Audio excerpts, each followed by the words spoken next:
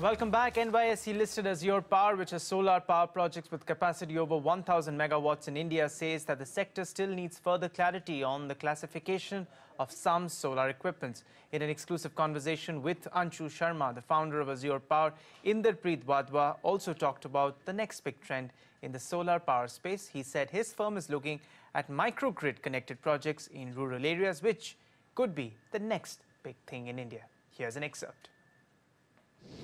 I think, broadly speaking, when the GST was announced, there was conversation of solar generating systems at 5% and solar panels or cells also showing up under 18%. I think we had a consultation post that, and clarification was issued that solar panels will be in the 5% bracket. So I think that's a much better outcome for the industry at large.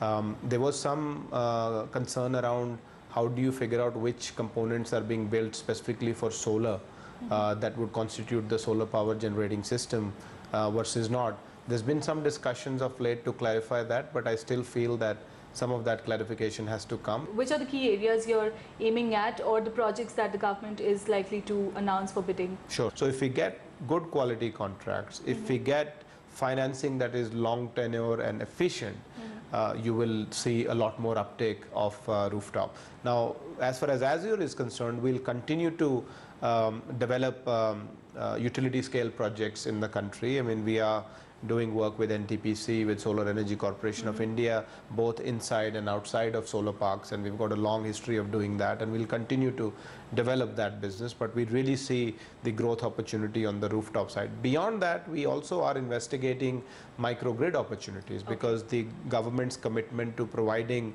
energy to every household by 2019, we stand by that commitment, and we would like to be developing a lot more electricity stability in rural areas where people don't have access to electricity. So how do we make that efficient and low cost and competitive for them as well? And once you have all of them on the grid, you also have to make sure that you are reaching the last household at an economical cost. So that is where we feel that solar has reached the lowest cost of generation in India. And if the policies, the way they've been set up, continue to support this sector, we'll be able to get to the every household at an economical manner in the country.